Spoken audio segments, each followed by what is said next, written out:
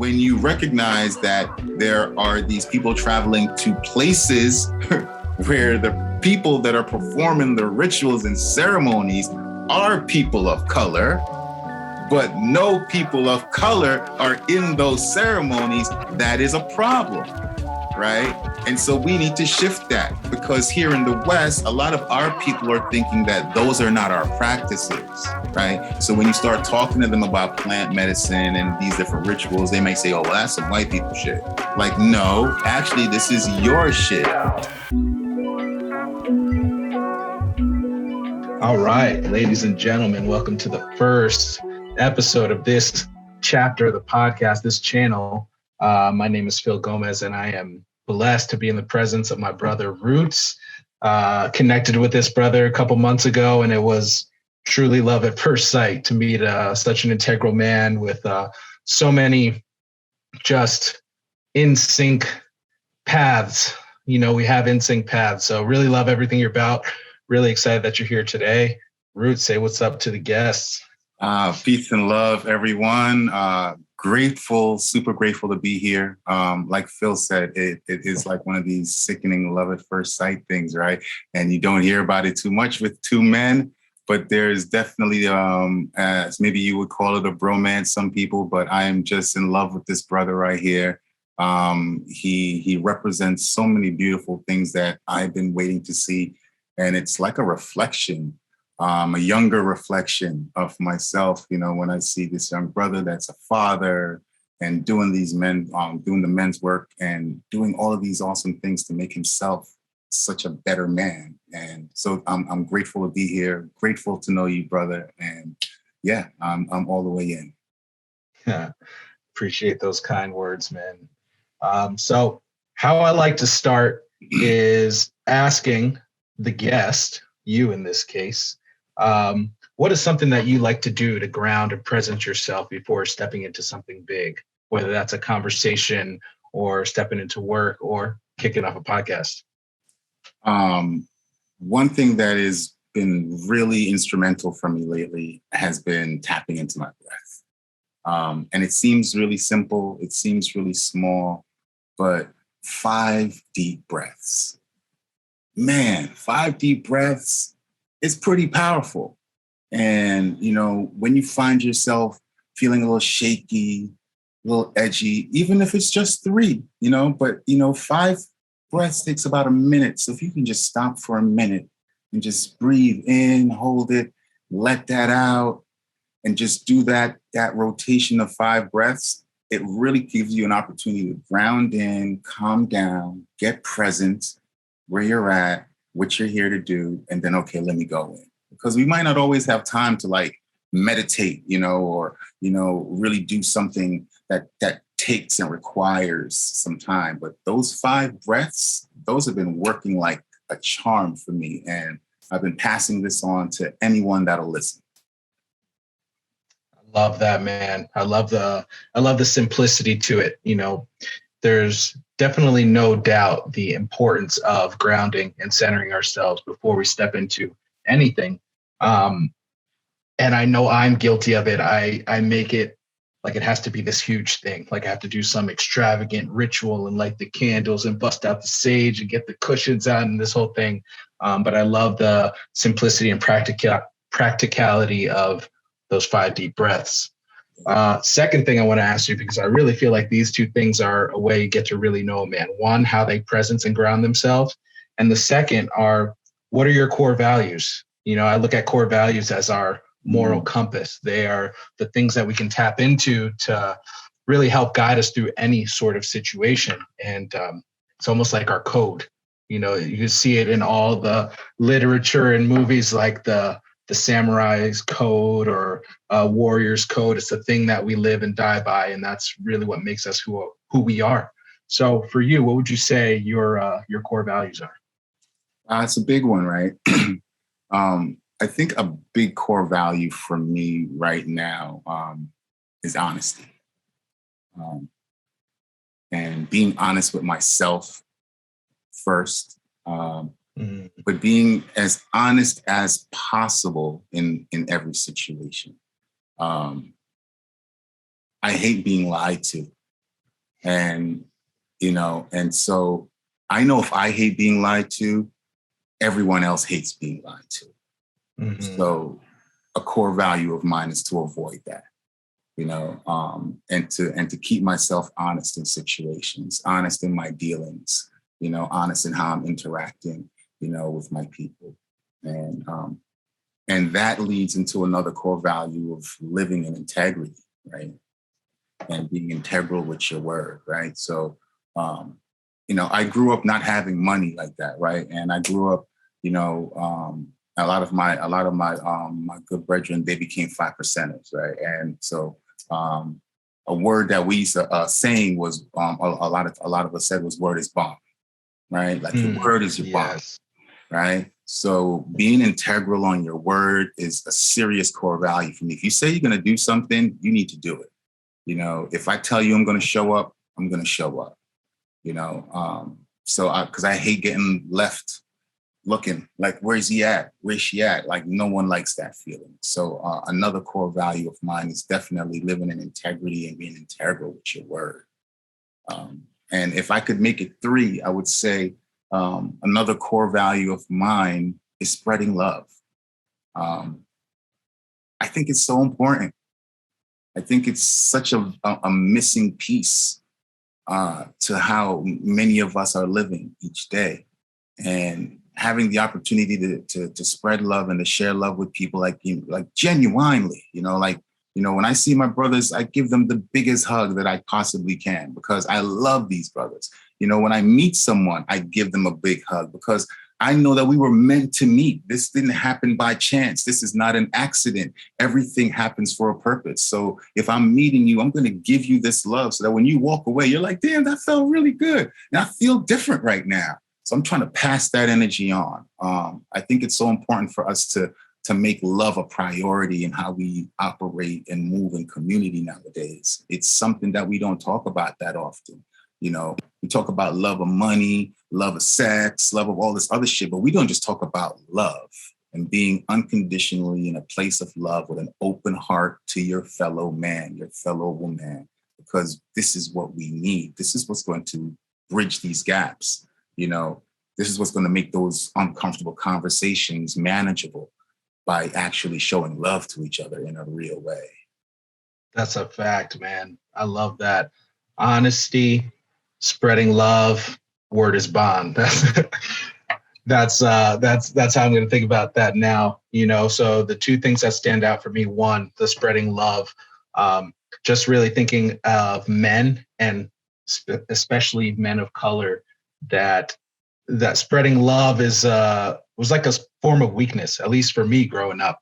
That's how I was viewed in the community, and it really led to everyone being shielded, right? Had their armor on, and everyone is going through these difficult times, just being a young brown man in America, or just being a human being, right? There's so much difficulty in this human experience, and if we're scared to spread that love, share that love, show that love, that's really the antidote to help get through the difficulties. So I can definitely attest to, you could just hear it in the tone of your voice. You are a man committed to spreading love, and you definitely put a smile on my face every time we talk and every time I think about you, and the conversations that we've had. So I definitely appreciate a man like you upholding that core value. And then word is bond is just like, that was something that we said growing up too. And it's funny how these key life lessons are encoded in our culture, in hip hop culture and, just in Black culture in general. And I never thought of it that way till I got older, and then just realized how much that being truthful, speaking my truth, and just being an authentic man was key to creating the reality that I wanted to create and to living the life that I wanted to live. That authenticity is a key point in creating that reality. It's such a major part. And the tricky thing to authenticity is that society will try to tell you what authenticity is and try to give you their version of authenticity, right? And their version of what being a man is. And that's what brings us into those spaces of toxic masculinity, right? Because I used to really resist that term But I realized that, the toxic masculinity is just a man that doesn't know what it means to be a real man. And he's being led by these societal guidelines, you know what I mean? And that's what's getting him twisted, because there's nothing that Babylon got that's not toxic. So so it's not just toxic masculinity. There's toxic femininity out there. There's toxic sex. There's toxic food. This is just the nature of the beast. So once we can shift our perspective from all of this external fuckery and start going internal, this is where we're going to start finding this real joy. This is where we're going to start finding that integrity. So we're going to find the love, because it starts here. But you see, society's been telling us for so damn long that you got to find love out here, in him, in her, in that, right? But that's the bull. The love is in here. When we can find it in here, start feeling it in here, feeling good in here from ourselves, from Phil alone. When Phil makes Phil feel good, then nothing else matters. Then all that stuff is bonus. That's the icing on the cake. The fact that your wife loves you, that's bonus. It's not a given. It's not an expectation, bro. This shit is a hard lesson I had to learn. You know what I'm saying? Just because this woman is with me doesn't mean that she must love me. Do I love myself? Am I expecting her to show me love every day, or am I going to love myself every day? Because what happens on that day that she decides that she don't want to show me love? Am I going to be just screwed? I'm going to be walking around mad at the world, ready to punch someone in their face because someone else didn't tell me they love me? I need to love me. I need to love me first and fully. Then all that other stuff is extra, because then if she decides tomorrow she don't love me, sorry, baby, I still love you. But I love me too. And that's that to me, that's the deal. That's where we're going. That's where I'm trying to get to. I love that, man. Yeah, that kind of transitions beautifully into men's work, because at least in my journey of being in men's work, it's really taught me to focus or go inward, right? It's taught me to to love and validate myself, right? And it was a mirror that I looked into and just realized how much I was searching for validation from other people. And I never fully get it, because no one knows how to love me like I love me. And I can teach other people, but if I don't know how to love me, how am I going to teach someone else how I like to be loved? So when it comes to men's work, how did you find it, and how'd you get into it? Like how did it become a part of your life? I had a craving for men's work after I had an incredible ceremony with grandmother plant medicine, where I was in a really vulnerable place, and I had two men take care of me incredibly well. And, had my shirt off and fanning me, giving me water and massaging me, just to bring me back to reality. And I was just wondering why, if anybody walked by, would they think it would be weird to see how we were with each other, when actually this is the best I've felt and the most compassion I've felt from other men that's actually strengthening me right now. And it made me wonder, why is this not something we do more often with each other? And that's what's opened my eyes to even wanting to do something that I would later find out is called men's work. And the first introduction to this was actually through Everyman. And I had a good brother of mine named Eduardo invited me to a men's circle that Everyman was hosting at a place that we used to go to. And I found it like, this is really interesting. Okay, this is different. And then, we did these different exercises, and I was like, whoa, okay. I've never been tested like this before.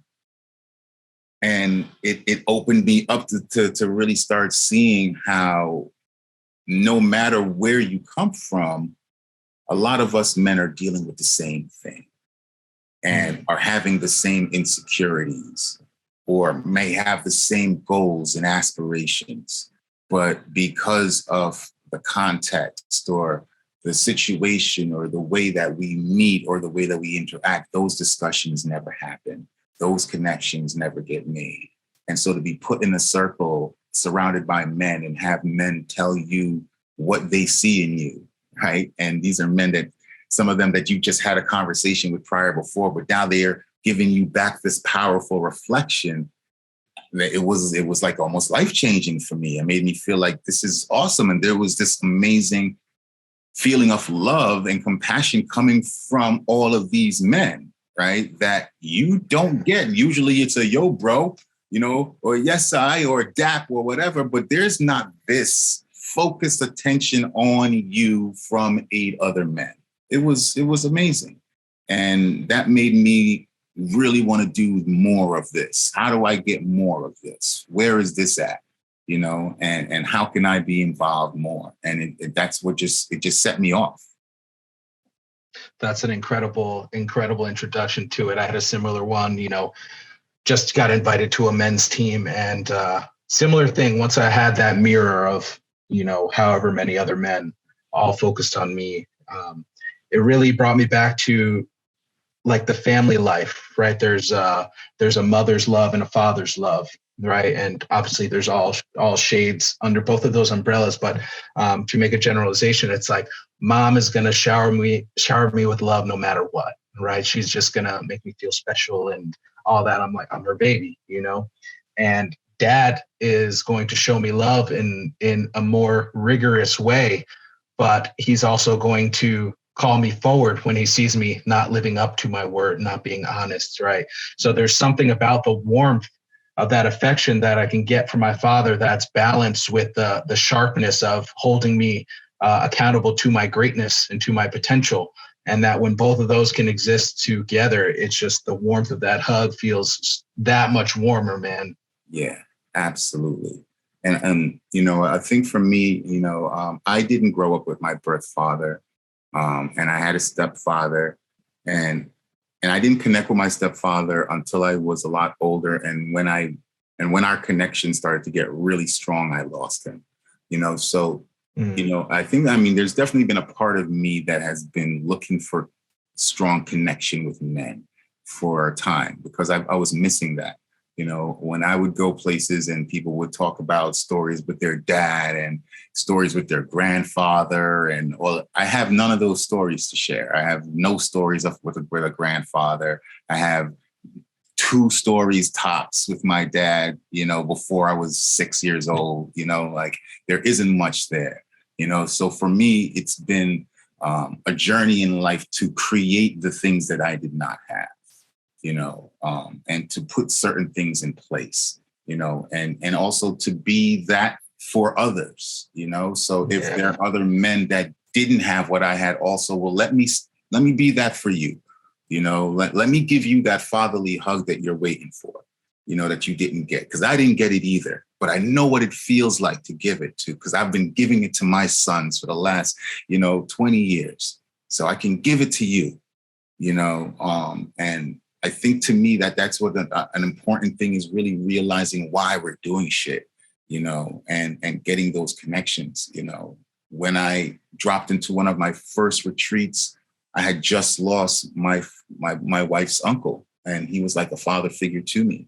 So right when that happened, I was able to get comforted by 50 men at this retreat, and that just transformed my energy, and there is nothing like this, and for any men that are listening to this, there's nothing like that. When you can experience a connection of being, whether it's a group of 6 or 60, but just a group of men where the intention is pure and the energy is real and the compassion starts to flow, there is no better energy than that, man. Like you walk out of there feeling like I am charged, I'm ready, like bring it on. Like there is an incredible invigoration that happens in those circumstances, and I didn't realize how much that was missing until I was in those spaces.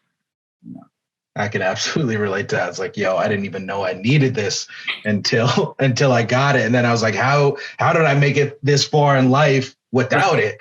Right. I want to take a couple steps back, because you're talking about really just growing up with this disconnect from the paternal lineage, father and grandfather, and having a short relationship with your stepfather. And now you're a man with 2 kids, Three. three kids. And You're one in granddaughter. and one granddaughter. You're in a beautiful relationship with your wife for quite a while. How many years you guys been together? 21.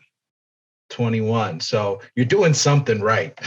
So I guess to put it in question form, what's helped you navigate that space, especially when there wasn't this blueprint that was given to you? Yeah. A necessity to make shit happen. I needed it to work.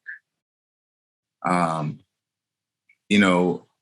realized the other day too that, as much as when men's work started, when I met every man, I realized that I had this whole pre-period where even pre-plant medicine, where I lived with seven young Rosses, where we were all just sighting up Rastafari for the first time. And we had our little compound in my apartment, living together, all men, cooking with each other, waking up together, doing laundry, doing rituals, exercising. And so I had this pre-men's work thing going on from even then.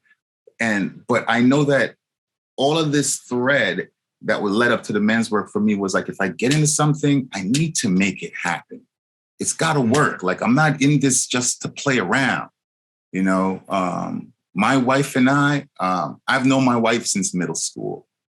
And we didn't date in middle school or high school, but when I saw her, I've had a crush on her since middle school. When I saw her as an adult in that juice bar, and she's all locked up with a long skirt on and looking all fly with some garments on, and I got my turban on, I was like, what? I'm not messing up this opportunity. I don't care what happens. And when we got together, she had 2 children, and I was like, I swore I would never be a stepfather. But I was like, well, the universe is putting me in this position for a reason. And, they were so young that I've been their father, since they've been that age, 2 and almost 1. And, and then when we had our own child, it, together, it just made sense. And I never loved anything more than I've loved my children. And, even though Akim and Amina and Amari, those are my 3 children, but even though Akim and Amina were not my blood children, I loved them from I saw them. And the connection that we had as a unit was so important to me that there was no way that I could make this fall away by what I think I don't know. And I think that once I was in it, I started realizing, like, damn, Roots, you were really putting a lot of pressure on yourself, saying, well, you have no dad, you will know what you're going to do.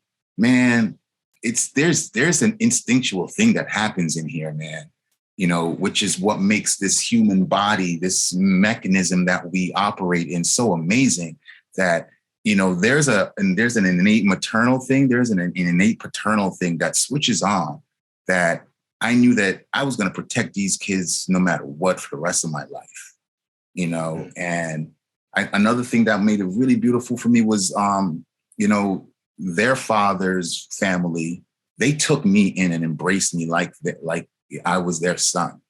And so, that also gave me a whole other understanding of what love can be like, and showed me that there was no difference here. So that freed me up from a weight, that made me think like, oh, I got to impress these people too, or I might not like, that was gone. So with that out of the way, all was left with these 2 amazing children looking at me. So how am I not going to love them and not going to show up for them, And I'll tell you this thing, when my son was born and it was a home birth, I think that any man that sees his child being born, there's got to be something really going on with you to walk away from that child.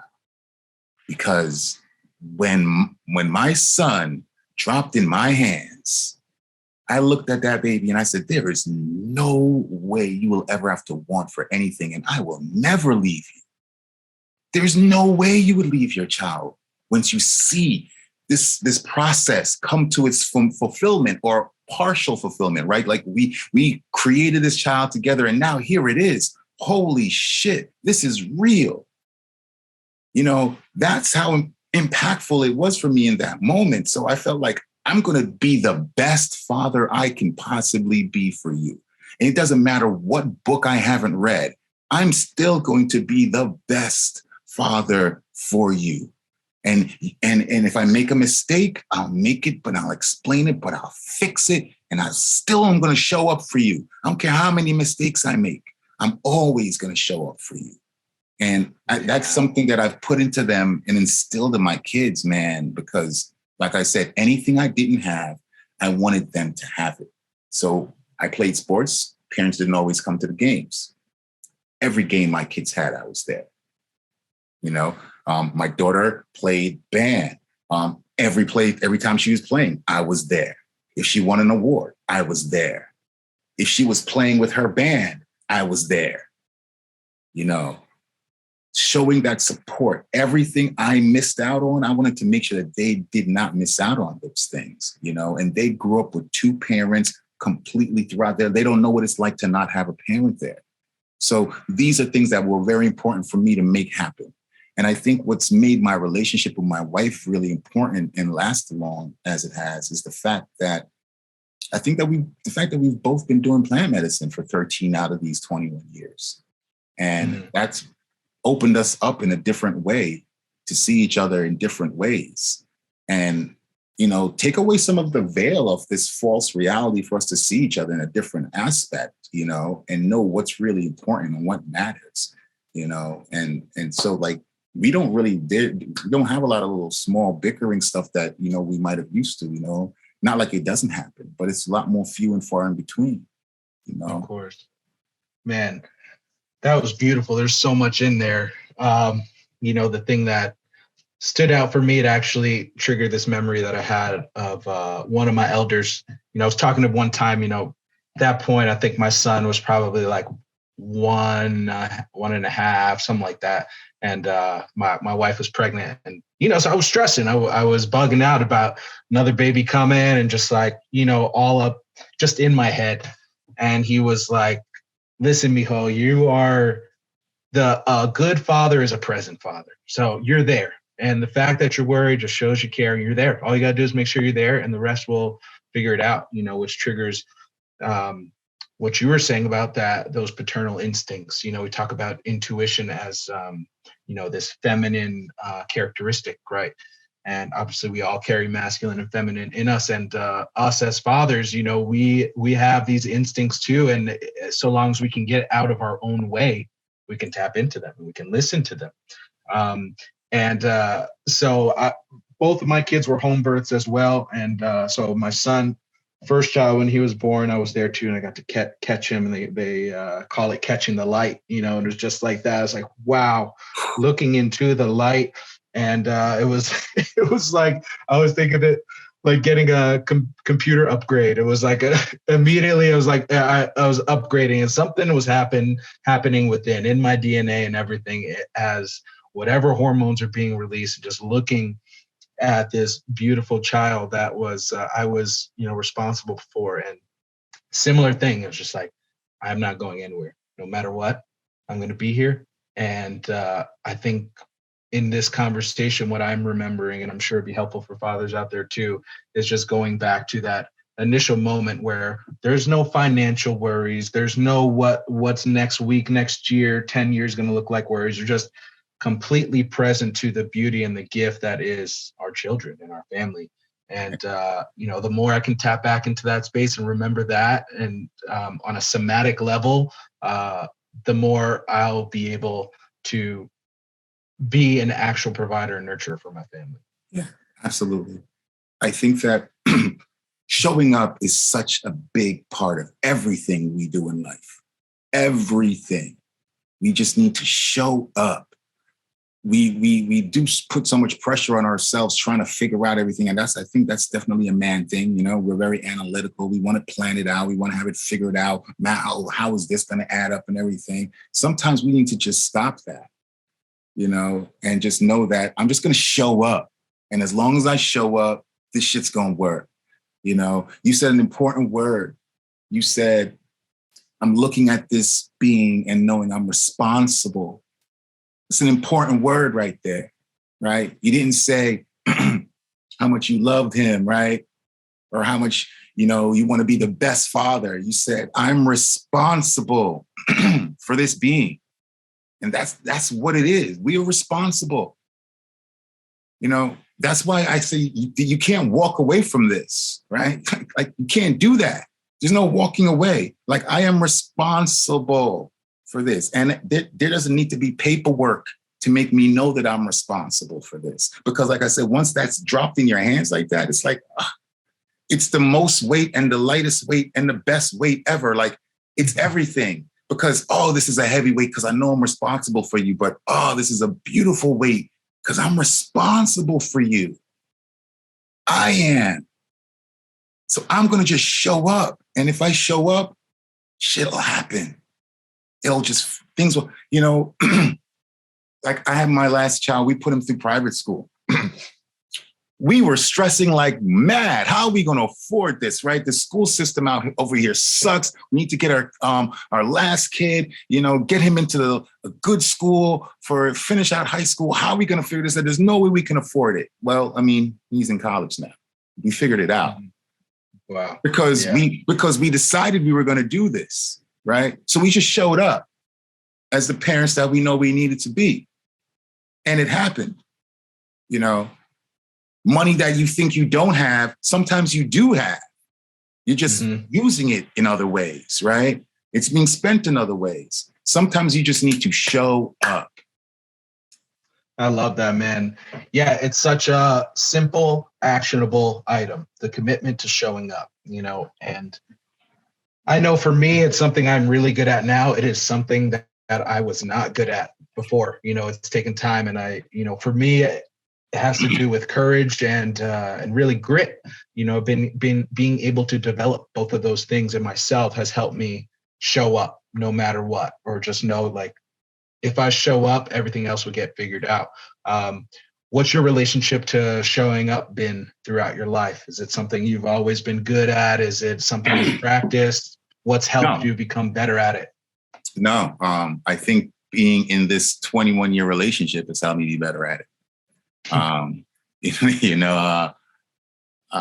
been an artist, done music most of my life. And, when I was in my 20s, showing up, I'd show up. On time is another thing, I'll get there. I'm on my way. But, there was no necessary urgency, you're leaving your house at 10 o'clock at night. You're not coming home at 10 o'clock, you're ready to go out. So there were all these things that, I was in the flow of that type of life.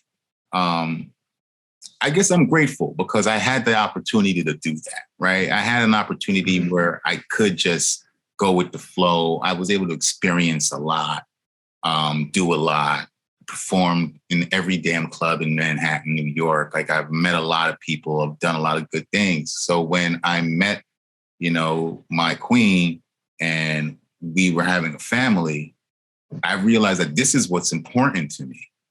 Just like making music was important, meeting X, Y, and Z was important. This is important to me, So having someone that was on point like she is, that was a good reflection for me because, this is parenthood, right? This isn't daddyhood.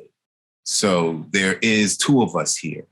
And what really helps is having a really good reflection. And, I was able to have someone that was on her game and knew what she wanted and how she wanted to mother. And, that made me want to show up for her because she knew what she wanted. If we were both on some, who knows who would be showing up, so sometimes you need somebody to be like, nah, this is what's going on. And you're like, oh shit, yeah, this is what's going on, and that can trigger that in you to be like, it's either going to trigger you to do one thing, right? Stand up or bolt, right? So if you're the sucker, you're going to bolt, but if you're realizing that, nah, I'm responsible for this, then I'm going to stay and I'm going to show up and I'm going to do what I need to do to make this work. So, it does it, whether it means, all right, I used to do martial arts 7 days a week. Maybe it's time to cut back on martial arts. You know, maybe I was coming home at 11 o'clock every night or going out 11 o'clock. Maybe it's time to come home at 9:30 so I can help put the kids down because I see how my lady looks. You know, it's recognizing these things that you have to shift. You know, like life is not going to be about you all the time. It is still about you. And that's what's the funny thing about this is because a lot of men might feel like, well, I'm giving up myself. I'm giving up a part of myself. No, actually, you're growing into a new part of yourself. You know, you can't be that little boy every day. You can't be that adolescent forever. You can't be that 20-year-old forever. And if you think that that's the way it's supposed to be, then something is really wrong with you. And you need to sit down with an elder and let them school you because you need to be willing to grow into that new part of yourself. You know, and so that is what enabled me to say, yeah, I need to show up because I can't be Roots from 25 because now I'm 35. So Roots at 35 does different shit differently. I can't be doing the 25-year-old stuff no more. And because I'm not hanging out with 25-year-olds, you know, I'm hanging out with 35-year-olds like my age. I'm not trying to act or do something that's outside of me. So I need to fall in line and grow. You know, don't fight it. A lot of us fight it. I don't want to. No, you need to let go and grow into this other part of you. You're not losing something. You're gaining something. That's a fact, man. Yeah, that scarcity mindset is real and it crosses many boundaries and borders, you know, and this idea of getting older or taking on more or different responsibilities is like a immediate fear response because it's that scarcity mindset of, oh, well, if I do that, that means I can't do A, B, C. But it's like, well, what doors does it open for you? And in your share, what really stood out to me was defining what's important, right? So we're always showing up for something, right? We're always showing up for something, whether we think every decision is an opportunity to show up for something, and it's our choice. But if we are conscious about defining what is important to us as a man at this stage in life, whether we're 10 years old or 15 years old or 21 years old or 35 years old, doesn't matter. If we can define what's important, then we can show up for it with more ease. So for me, I always call it my why. If I can touch back into what my why is, you know, at this point, my why is it's for the sake of raising two beautiful human beings into beautiful conscious adults and to be of service to as many people as I possibly can, help create beautiful families, help support men in being a light for this world. When I can tap back into that, I can make it through any what, right? I can show up for the thing that I really don't want to fucking do. I can make that phone call. I can go to that meeting. I can make a fool out of myself, all because I can go back to that why, because that's what's important to me. Tap into that why, and it's like that's the fountain of youth for me. And I forget about it sometimes, right? And that's usually when I'm making it about myself, when I want to be comfortable, when I want to be like that boy. But if I can tap back into my why, I find that I can make it through any what. Absolutely. You know, and I think a key thing that I've been learning too, as I keep getting older, is that, you know, the growing doesn't stop. You know, I think some of us, you know, think that, oh, we just got to get to a certain place and then we're good. You know, like as a parent, you know, maybe, you know, people used to joke around and be like, oh yeah, well, you're good till, you know, after they're 18, you're good, boy, you know, because then they out the house. Like, nah, actually, no. This is forever. Like, I don't life sentence. Like right. Like there is no you stop being a parent day. Like that's just like that's called you stop being a human day. That's the day that I die. You know what I mean? Like, because this always, and so that means there's always more to learn, right? Because your children are growing. So there's different relationships that are happening, you know? So there's always growth that's happening. That's like the exciting thing about this thing called life, right? There's always new shit that you're going to have to learn. You're going to have to adapt. Like, you're never the same person. You're always adapting. Things are changing. Like, you know, the parent you were for your first child is not the parent you are now that you got two. You've learned so much. You know, you're this whole new guy now. and when they're 12, you're going to be a whole new guy then too. And you're going to start learning new stuff then because they're going to be at 12. And so there's going to be new challenges, so there's going through a son, a daughter, and now a son, there's been new challenges for everybody, at different stages. So I'm always learning and growing, and so there's always something more for me to figure out. I don't ever have it all figured out. We did great getting here. Let's see how we get the next 10 years, right? What are we going to learn now? What's the new thing that we're going to pick up on now? What new technique are we going to use? How are we going to talk to them in this way? Because now they're older, so we can talk to them differently, right? So we can have different conversations. We can introduce them to new things that we didn't introduce them at 15. So it's always a beautiful new lesson to be learned on this journey, as long as we keep ourselves open to receive it. I love that. Keeping the context of curiosity and humility, man. With those two things, the growing never stops. Every opportunity to learn from someone.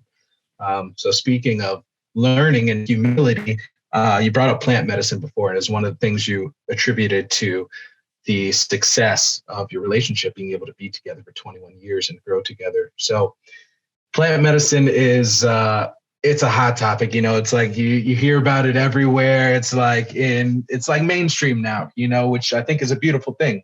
So I guess for you, how has it shifted and kind of reformed you as a person? And then I want to talk about men of color and people of color in plant medicine spaces. So why don't you go ahead and answer the first, and then we'll transition into that. Okay. It's reformed me in a way to make me realize that there is way more than what your two eyes see. That life is much bigger than what we think it is. And people say things like that, right? People, you hear these sayings. But when you can do something and you actually experience that, it's a whole different ballgame. And for me, plant medicine was that. It was like, wow, I thought I knew something, and actually I really know this much, and there's never been a more clear sight of myself than when I've been in those ceremonies. I see myself in a way that the regular world doesn't really give you the opportunity to see yourself that way. And so there can be times when you beat up on yourself and then you see how much beauty there is. There's time when you're so ego-filled and you think you know it all, and then you sit down and then it's like, oh, I really know nothing. And I need to get rid of this ego right now. So there's always a new lesson to be learned. And that's what makes me say what I just said before, that this is always growing and I'm growing into. Is the only reason why I'm saying shit like that is because I've been experiencing these things for the last 13 years with plant medicines, because it keeps showing me like, Roots, you think you got this? Shut up. You don't have it all figured out. Sit down and listen for a couple of hours. Let me show you something, and then it's like, okay, you got it. Okay, yes, and it's also giving me the opportunity to be patient with myself, because, I was explaining this to a brother the other day. Like, I've been doing this with my life for the last 13 years, right? But I'm 49 now? Sometimes I don't even remember, 48, 49. And I'm like, but so there's 30 plus years of my life that I wasn't doing this. And I was under the influence of society. So there's a lot of unlearning to do. There's a lot of patience that we need to have with ourselves, because we're living in this place where you take a picture and you see it right away. I'm old enough to remember the time when you actually had to wait for a picture to be developed. All right. And you used to go and drop off a roll of film, right? Shit took time. So we have to remember that things take time. We take time. There's so much baggage that we have with us. We don't think that we can just lose all that right away, So it's been an enabler for real change for me. for me to make real change and to fight a lot of personal demons that I've had in myself, or just bad traits. I don't want to make it dramatic like demons, but it's just bad shit that wasn't serving me. Yeah, And I absolutely hear that. My especially with the change portion of it, I think such an important part of plant medicine is the integration, right? The incorporating what you learn, and you kind of hear a lot of stories like people saying, "Oh, I've been to like 20 grandmother ceremonies, been to this and that," kind of just like getting their count up. But obviously, you being in the space for 13 years, you know a whole lot about integration. So, curious, how do you integrate what you learned and actually apply it to the ceremony that really matters, which is our life? Right. The ceremony is after the ceremony, and absolutely, for me, integrating is really trying to get yourself into some kind of meditation practice, right? And, I was talking to, my partner in my group, we held space in a ceremony this weekend. He was sharing how he has a lot of stuff documented. And I was like, damn, I wasn't writing down. I'm like, there's so many things I should have written down. I've written stuff down here or there, but I was never one to always write it down, but I would try to keep it in my head.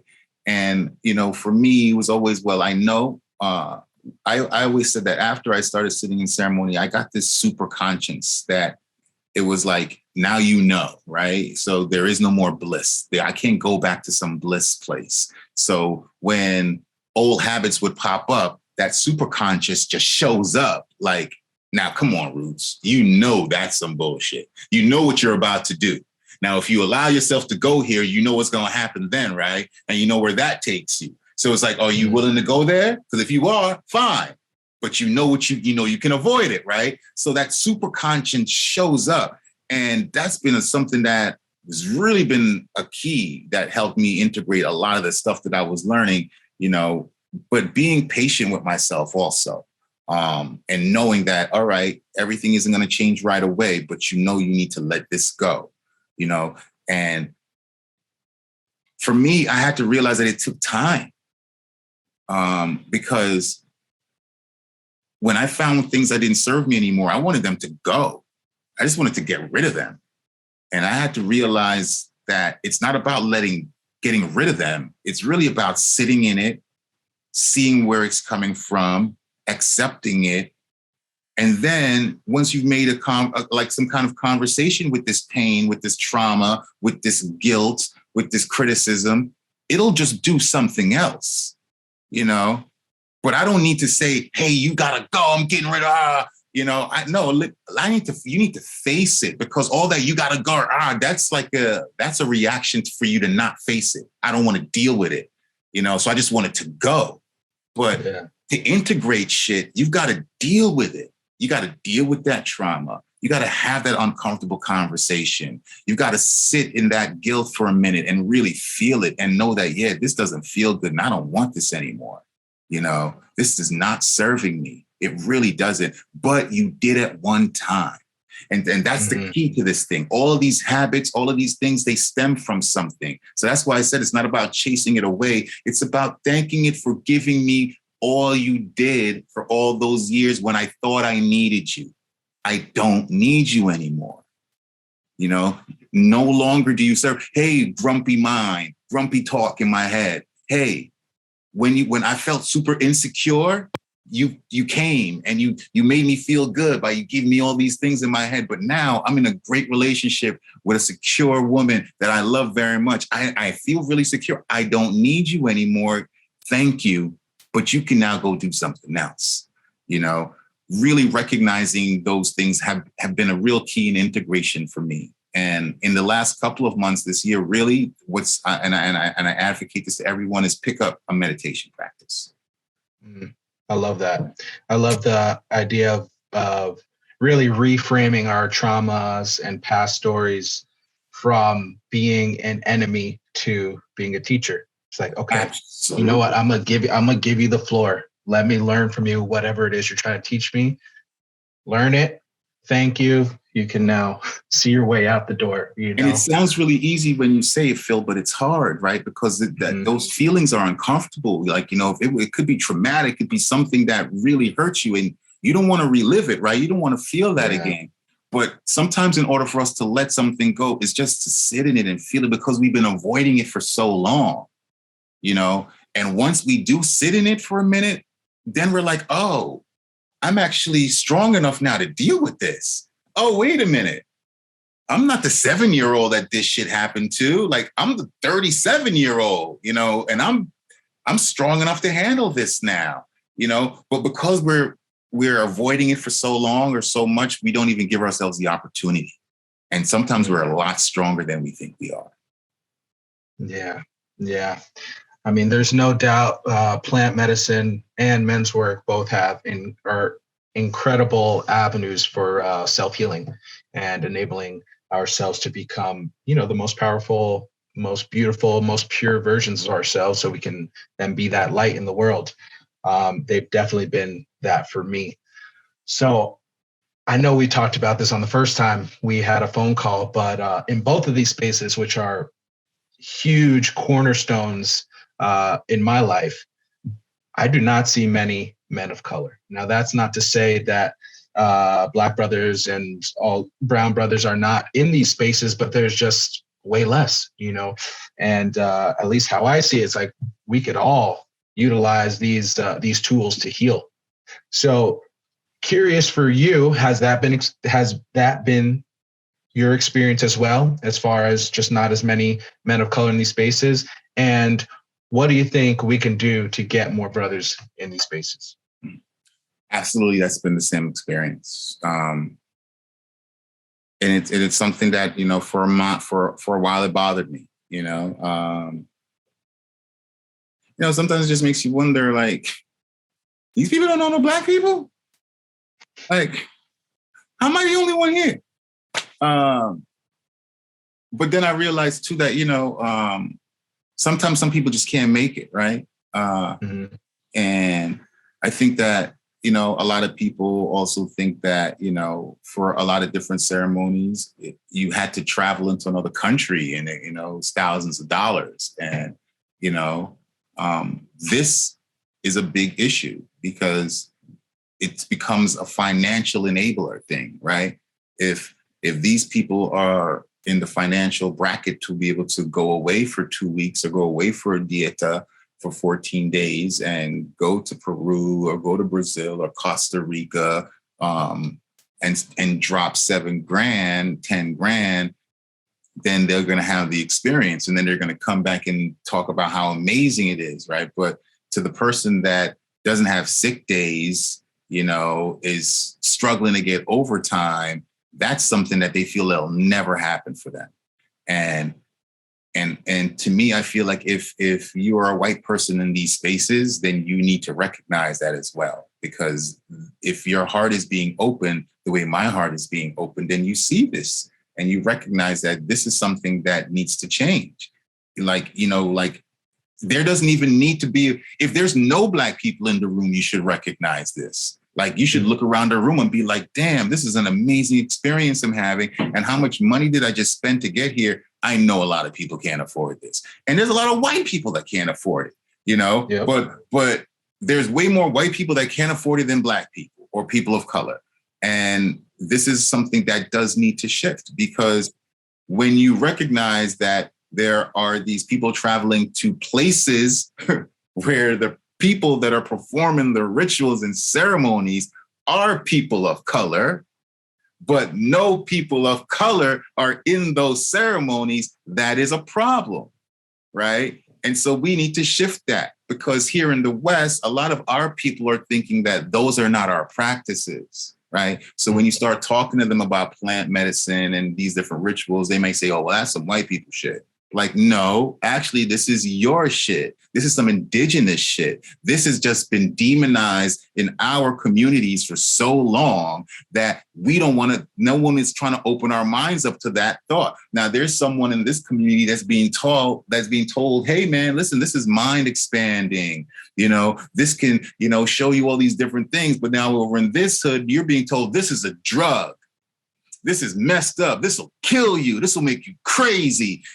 This is, oh, God don't want you doing that. You can't be Christian in doing that. You can't be going to church and doing that, right? So you're getting all these dogmas pushed on you in your community. This community is not getting the same dogmatic pressure necessarily. So they're getting open to it. So we need to start talking to our people, for one, and letting them know, hey, man, there's nothing wrong with this, right? This is not going to make you crazy. And I'm not talking about drugs. I'm talking about different plant medicines that, even if they want to label it as some kind of drug, these have healing qualities and properties to it.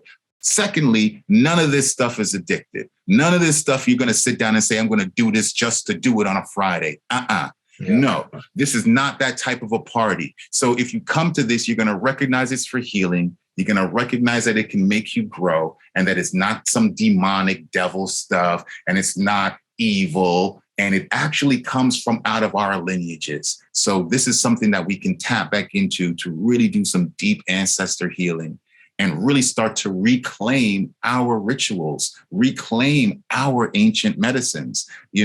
All of us have some connection to the different indigenous places on the planet, and it's so, whether it's ibogaine in Africa or ayahuasca in South America and Peru, or mushrooms that have been everywhere.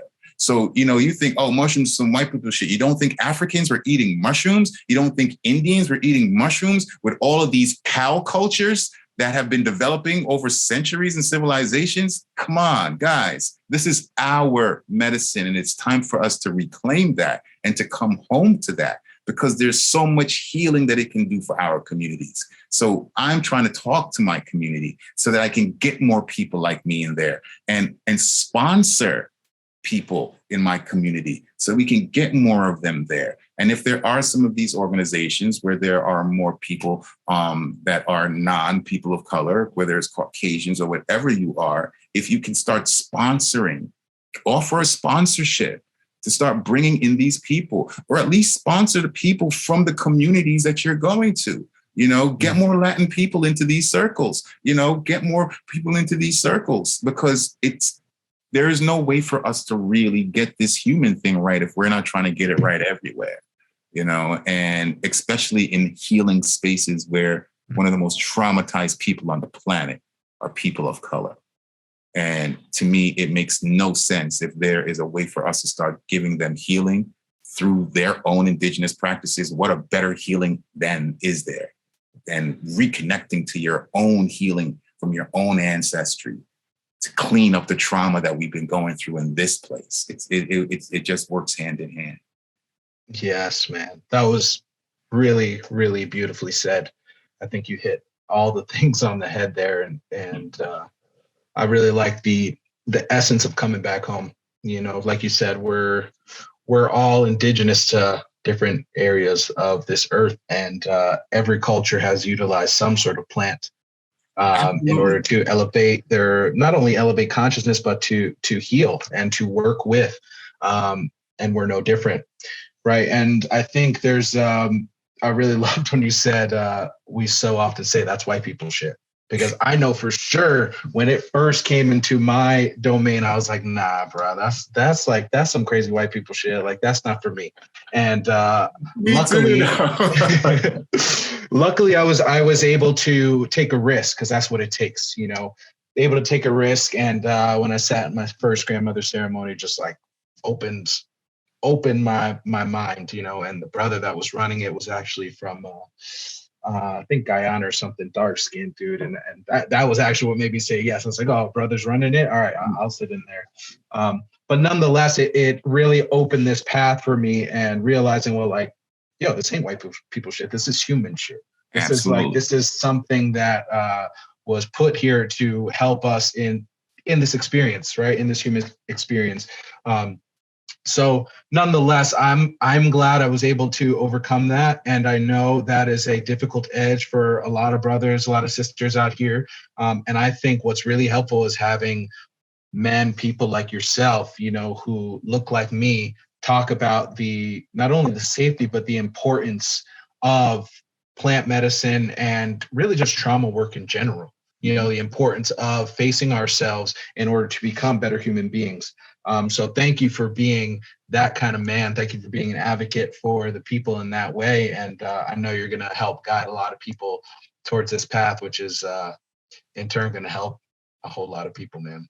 Yeah. And, and I just want people to know too, it's like, you're going to come into these circles or you're going to come into these spaces. And, a lot of times, a lot of brothers and sisters don't want to go there because they already have their feelings about how white people are, or, the way they've been treated by white people in different times in their lives. And I'm not trying to negate none of that, right? Because all of these feelings that we feel are real.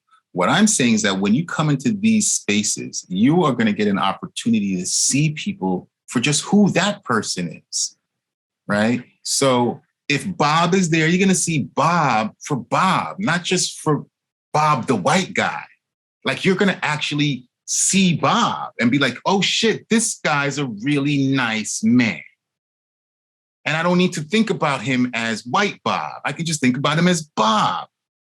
Right. And it's not to negate anything else that goes on. But now I'm getting an opportunity to see this man for himself. And then you guys are probably going to sit down and have a real conversation that you probably never had with each other. And that's what those communities and those spaces offer.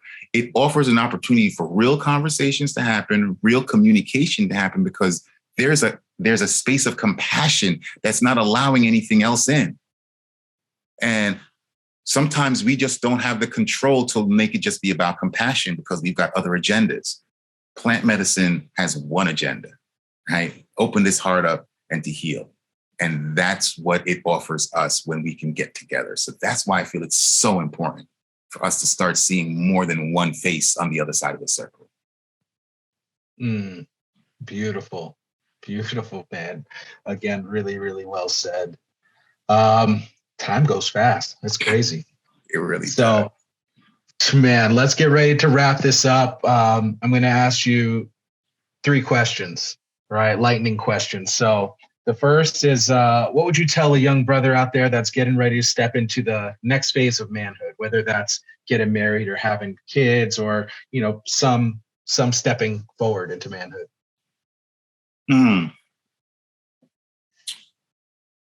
Lean into your fear. Because the other side of fear is excitement. So lean into that fear, because if you can lean into it hard enough, you'll just get excited and you won't be scared anymore. Trust your heart, and trust it. Sometimes we only want to listen to what our mind is telling us, but I always tell any man going into anything, trust your heart. We don't listen to that enough. So if we can follow our heart, sometimes it's going to lead us into some beautiful spaces. Just think about all the shit your mind has led you into, right? Just imagine where your heart can bring you. So listen to your heart more. Beautiful. Yeah. Next one. This is an important one for us. I know I am notoriously bad at it. What is your favorite activity for fun or self-care? Ooh. Favorite activity for fun or self-care? Oh, man.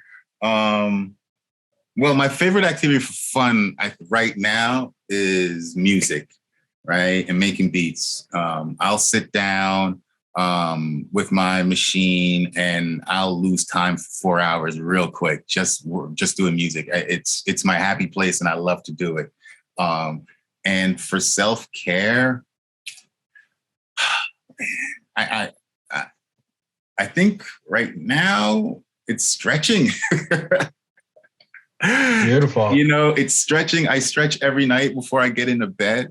And I do this a routine because I have like back issues. So I try to do that every night, and give myself that love and consistent care.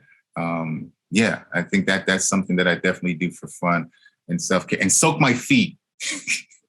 That's my number. 2 good ones. That's my self-care joint for real. I soak my feet. I give myself my own pedicures, man. I take care of them feet. Take care of them feet, man. Last lightning question. If you could share one message with the world, what would it be? Love yourself more. Love yourself more. You are I just told this to someone, right? Like, you are a drop in this great ocean, right? You are valuable. Some people don't think they matter, but you matter. You wouldn't be here if you didn't matter. Just like that leaf on the tree matters. It's here for a purpose. Everything is here for a reason. So love yourself more, because you are valuable, you're important, and this world would not be the same without you. And this is the truth. You are here for a reason. So love yourself and know that you matter just as much as the person that you think is so important. Whoever you think is really important, you're just as important as that person. Whoever you think, man, it would be crazy if that person died tomorrow, you are just as important as that person. Don't think you're not. We are all equally valuable. We all equally matter. So we need to love ourselves more, because damn it, man, that shit will change things. So I will tell everybody to love themselves more, man, because I think once we know how important we are, we start treating each other differently. Because if I know I'm so important, then I know that Phil is that important. And I know that Jetty's so important. And I know that my other man's so important. So everybody needs to get treated these ways, right? It's not just, just that guy. Oh, he's really important, so we need to make sure he's good. No, all of us are. Love yourself. Love yourself more. You heard it, people. All right, Roots. Well, last order of business. Let the listeners know anything you got going on, where they can find you, how they can stay connected with you. Okay, so you can definitely find me on Instagram at Negus73 on IG. And you can check out our music at www.wadada, WADADA, thelovemovement.com. That's my group. We have a new album coming out at the beginning of the year. So dealing with plant medicine, men's work, and everything that's me, I'm pouring into that music. So be on the lookout for that coming out at the beginning of the year.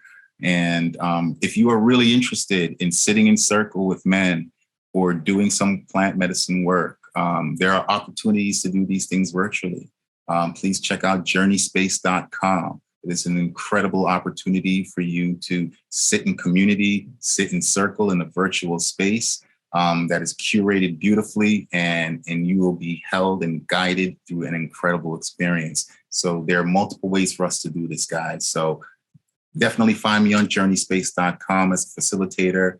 Reach out to me on Instagram, Negus73, and definitely check out wadadathelovemovement.com for more roots in the musical side.